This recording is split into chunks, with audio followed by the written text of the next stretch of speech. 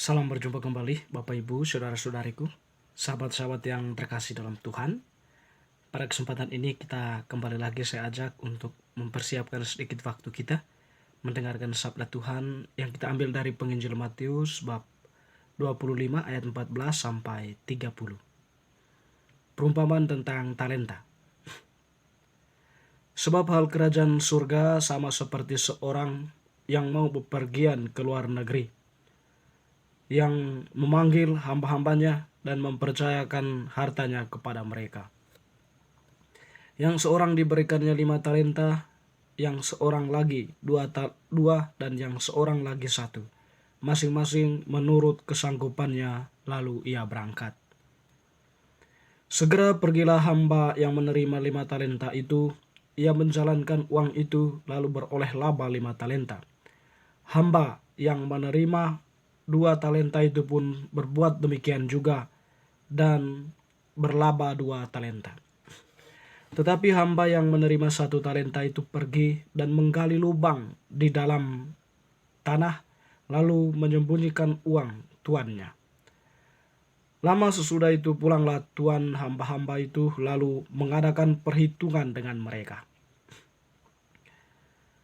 Hamba yang menerima 5 talenta itu datang, dan ia membawa laba 5 talenta. Katanya, "Tuan, 5 talenta yang Tuan berikan, yang Tuan percayakan kepadaku. Lihat, aku telah beroleh laba 5 talenta." Maka kata tuannya itu kepadanya, "Baik sekali perbuatanmu itu, hai hambaku yang baik dan setia. Engkau telah setia dalam perkara kecil. Aku akan memberikan kepadamu tanggung jawab dalam perkara yang besar. Masuklah dan turutlah dalam kebahagiaan tuanmu." Lalu datanglah hamba yang menerima 2 talenta itu, katanya, "Tuan, 2 talenta Tuan percayakan kepadaku. Lihat, aku telah beroleh laba 2 talenta." Maka kata tuannya itu kepadanya, "Baik sekali perbuatanmu itu, hai hambaku yang baik dan setia. Engkau telah setia memikul tanggung jawab dalam perkara yang kecil. Aku akan memberikan kepadamu tanggung jawab dalam perkara yang besar. Masuklah dan turutlah dalam kebahagiaan tuanmu." Kini datanglah juga hamba yang menerima 1 talenta itu dan berkata, "Tuan, aku tahu bahwa Tuan adalah manusia yang kejam, yang menuai di tempat di mana Tuan tidak menabur, dan yang memungut dari tempat di mana Tuan tidak menanam. Karena itu aku takut dan pergi menyembunyikan talenta Tuan itu di dalam tanah. Ini, terimalah kepunyaan Tuan." Maka jawab tuannya itu kepadanya, "Hai kamu hamba yang jahat dan malas.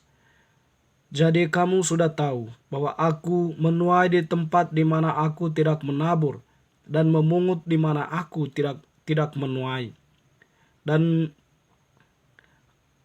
di mana aku memungut dari tempat di mana aku tidak menanam. Karena itu sudahlah seharusnya uangku itu kau berikan kepada orang yang menjalankan uang, supaya sekembaliku aku menerimanya serta dengan bunganya. Sebab itu ambillah talenta itu daripadanya, dan berikanlah kepada orang yang mempunyai 10 talenta itu. Karena setiap orang yang mempunyai, kepadanya akan diberi, sehingga ia berkelimpahan. Tetapi siapa yang tidak mempunyai, apapun juga yang ada padanya akan diambil daripadanya. Dan campakkanlah hamba yang tidak berguna itu ke dalam kegelapan yang paling gelap. Di sanalah akan terdapat ratap dan kertak gigi." Demikianlah sabda Tuhan, terpujilah Kristus. Teman-teman sekalian, Bapak Ibu saudara-saudariku, Penginjil Matius yang telah kita dengarkan tadi menampilkan kepada kita suatu perumpamaan tentang kerajaan surga. Jadi kita di sini beberapa kali mendengar Tuhan Yesus itu yang berbicara tentang kehidupan kekal maupun kerajaan surga ini selalu dalam bentuk perumpamaan. Seperti yang kita jelaskan sebelum-sebelumnya, bahwa Yesus menggunakan perumpamaan dalam menjelaskan kerajaan Allah itu ya, agar para pendengarnya itu bisa dengan mudah memahami dan mengerti. Sebab kalau dengan menggunakan bahasa-bahasa abstrak, ya pendengarnya itu pasti akan meninggalkan Yesus karena mereka tidak mengerti atau bahkan mengatakan mungkin Yesus itu orang gila ya, karena berbicara tidak dalam konteks pemahaman mereka. Dan pertanyaannya itu, mengapa perumpamaan itu sangat penting? Ya karena memang para pendengar Yesus itu orang-orang sederhana, orang-orang yang ingin mendapatkan penghiburan, ingin mendapatkan kekuatan, ingin mendapatkan kejelasan dalam hidup ya. Sebab mereka itu berada dalam situasi terhimpit ya, baik yang dilakukan oleh negaranya maupun oleh tokoh-tokoh agamanya. Dan juga mereka bimbang dan ragu siapa yang mereka harus ikuti atau jalan mana yang mereka harus ikuti untuk mengenal Allah itu semakin lebih dekat. Dalam hal inilah ya sekiranya perumpamaan itu bermanfaat untuk mereka karena intinya atau isi dari sebuah ajaran itu mereka bisa tangkap dan bisa masuk ke dalam makna pemahamannya.